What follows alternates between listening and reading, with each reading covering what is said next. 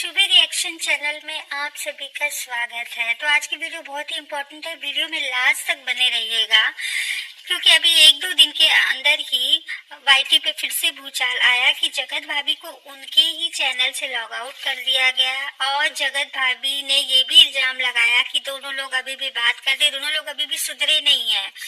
तो ये दो इम्पोर्टेंट जो टॉपिक है ये इसी पे बेस्ड है। पहला है कि भोपाल के सेटलमेंट का क्या हुआ और भोपाल के सेटलमेंट से जगत भाभी का चैनल कैसे जुड़ा हुआ है, कैसे रिलेट कर रहा है और क्या इसी कनेक्शन की वजह से जगत भाभी को उनके चैनल से लॉग आउट किया गया है। तो इन चीजों पे कमेंट करके आप जरूर बताइएगा। इन सब पे मैं अपना व्यूज रख रही हूँ, ऐसा कोई प्रमाणित न्यूज नहीं है, लेकिन जैसा मुझे फील हो रहा है तो आप मुझे कमेंट करके जरूर बताइएगा कि क्या मैं सही हूँ। तो आप समझने की कोशिश करिएगा कि ऐसी खबरें वायरल हो रही थी। तो पहले भोपाल के सेटलमेंट के बारे में बताती हूँ। तो भोपाल के सेटलमेंट में ऐसा हुआ है कि जगत भैया से पैसे लिए गए अपना नाम खराब करने के लिए जगत दीदी की तरफ से, ताकि इस मामले को यहीं पर सेटल किया जा सके। और इस पे कितने पैसे का लगभग डिमांड किया गया होगा, क्योंकि जगत भाभी का चैनल लॉग आउट करने का मतलब यही है कि कहीं ना कहीं उनका चैनल, ये चैनल इस डिमांड से रिलेटेड है। ऐसी खबरें आई कि मामले को सेटल करने के लिए जगत दीदी की तरफ से ह्यूज अमाउंट की डिमांड की गई है। अब वो पैसे का डिमांड कहाँ से किया गया होगा?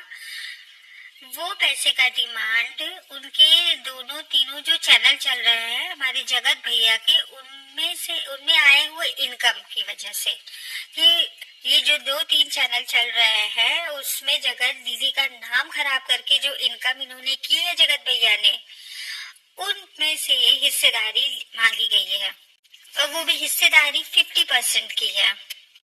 और एक बार जगत भैया ने अपना रेवेन्यू शेयर किया था तो उसके हिसाब से तो अंदाजा लगाइए कि एक वीडियो से मान लीजिए उनका 1 से 1.5 लाख रुपए इनकम होती है, तो अंदाजा लगाइए कि पर डे अगर वो 3 वीडियो अपलोड कर रहे हैं तो आप अंदाजा लगाइए कि एक महीने में उनकी कितनी कमाई हुई होगी। तो मोटा मोटा मान लीजिए, वैसे तो 1 करोड़ 35 लाख 30 लाख ये होता है, तो मान लीजिए अगर कम से कम अमाउंट भी हम पकड़ते हैं कि मान लीजिए कि एक महीने में 50 से 60 लाख रुपए की इनकम जगत भैया की हुई है और वो भी एक वीडियो के अकॉर्डिंग, तो ऐसे में जगत दीदी का जो डिमांड था वो 50% का था, यानी 25 से 30 लाख का डिमांड था। वो चैनल के रेवेन्यू के हिसाब से था। 2 चैनल का एक्सेस था, लेकिन कुछ ऐसे चैनल थे जिनका एक्सेस जगत भैया और जगत भाभी के पास था। और ध्यान रहे कि अभी इस ड्यूरेशन में ही लॉग आउट किया गया, क्योंकि इस ड्यूरेशन में ही 21 से 26 तारीख के बीच में वो यूट्यूब की तरफ से अमाउंट आने का ड्यूरेशन है। अब आप बात को समझिएगा कि ये कड़ियां मिलती हुई नजर आ रही हैं। अभी तक इनके चैनल को लॉग आउट नहीं किया गया था जगत भाभी के मोबाइल से। तो जगत भाभी के मोबाइल से लॉग आउट करने का कारण ये था कि अब जो अमाउंट आने वाला है और अमाउंट एडसेंट के थ्रू उस बैंक अकाउंट में आता है, जिस एडसेंट के अमाउंट में जिसमें आपने अपना बैंक अकाउंट डाला है। और एक बात मैं बताऊं, एडसेंट अकाउंट में आप अपना बैंक अकाउंट चेंज कर सकते हैं, कभी भी आप चेंज कर सकते हैं। अगर आप पैसा आने से पहले आपने अगर अपना बैंक अकाउंट चेंज कर दिया है तो उसी बैंक डिटेल में, चेंज्ड बैंक डिटेल में ही पैसे आएंगे। अब 21 तारीख के पहले ये जो अकाउंट चेंज किया गया है, ये गौर करने वाली बात है, ये 21 तारीख के पहले ही इस एक्सेंट को चेंज करने के लिए जगत भैया ने जगत भाभी को चैनल से लॉग आउट कर दिया है। जगत भैया ने मेल आईडी का पासवर्ड चेंज किया, इसी वजह से जगत भाभी उसमें लॉगिन नहीं कर पा रही हैं। तो अब उसमें जो पैसा आएगा वो जगत भैया के पास आएगा और उसमें से जितना जगत भाभी का बन रहा है, जगत दीदी का जितना अमाउंट बन रहा है वो देंगे। और इस तरीके से जगत भाभी को इन सब बारे में कुछ भी पता नहीं चल पाता। और अगर जगत भाभी इसमें इन्वॉल्व होती तो वो पैसा जगत भाभी के बैंक अकाउंट में जाता और वो पैसा देने से रहती, वो पैसा नहीं देती और फिर एक नई कंट्रोवर्सी शुरू हो जाती। तो भोपाल में सेटलमेंट होने की खबर में यही है कि वहाँ पे पैसे की डिमांड की गई होगी और वो भी कैसी डिमांड है कि वाईटी से जो कमाई हुई उसका 50% जगत दीदी को देना होगा। तो ये अमाउंट जगत भाभी का एक्सेस जगत भैया के पास हो, और इसी 21 से 26 के बीच में तारीख के बीच में पार्टी जो पैसा भेजता है उसी दौरान में उनको उनके चैनल से लॉग आउट कर दिया गया है, और जो अमाउंट आया होगा उसको निकाल के उसे पे करेंगे 50%, जिससे कि ये कंट्रोवर्सी यहाँ पे खत्म हो। तो जो चीजें दिखी वो यही है, क्योंकि इससे पहले लॉग आउट करने का कोई बहाना नहीं था, और इन्होंने आज के वीडियो में जो कहा है ना वो झूठ बोला है। वो इसलिए क्योंकि इन्होंने कहा है कि उस चैनल में जो बैंक डिटेल इन्होंने डाला उसमें मेल आईडी डाला गया है, तो इससे मेल आईडी से कोई लेना देना नहीं है, इससे ओटीपी काम करता है। बैंक अकाउंट से जब भी पैसा निकालेंगे तो मेल आईडी पे मानते हैं कि ओटीपी आता है, लेकिन तब तक आपका पैसा नहीं निकाला जा सकता जब तक कि मोबाइल पे उस नंबर पे आपका ओटीपी रहा है। तो जब उस नंबर पे ओटीपी आएगा तो पैसे से रिलेटेड दिक्कत होंगे। तो यहाँ पे जगत भैया ने झूठ बोला है।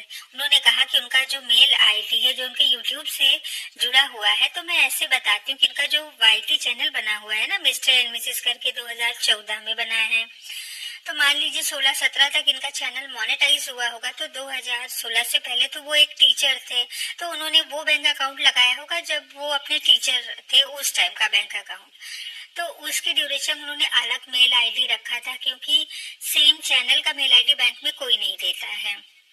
अगर मैं ये कहूँ कि जगत भाभी ने जो नया चैनल बनाया है वो एक मेल से नहीं बनाई होगी, और एक जो एक्सेंट बनता है वो एक बार बनता है, वो जगत भाभी के नाम पे एक ही बार एक्सेंट बना होगा।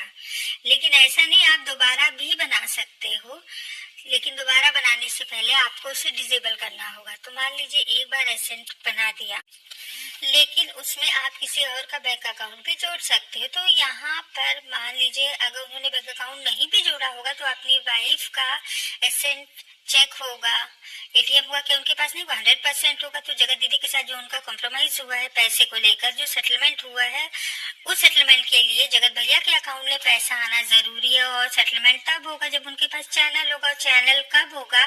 जब जगत भाभी को चैनल से लॉग आउट करेंगे। तो इस कंडीशन में उन्होंने जगत भाभी को लॉग आउट कर दिया।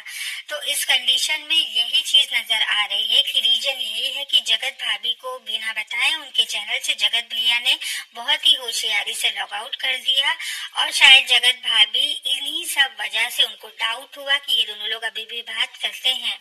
केसेस से जुड़े हुए टॉपिक्स पे बात कर लेते हैं कि आखिर ये लीगल एक्शन जो लिया गया था वो वीडियो अपलोड करने, वीडियो डालने से रोकने के लिए ये इनका लीगल एक्शन हुआ था। जब वीडियो को रोका गया और कोई केस भी नहीं है, यहाँ तक कि लेडी सिंघम ने भी बोला था कि यहाँ पे केवल वीडियो को रोकने के लिए केस था कि आप आके स्टेटमेंट दीजिए कि आपने वीडियो क्यों रोका।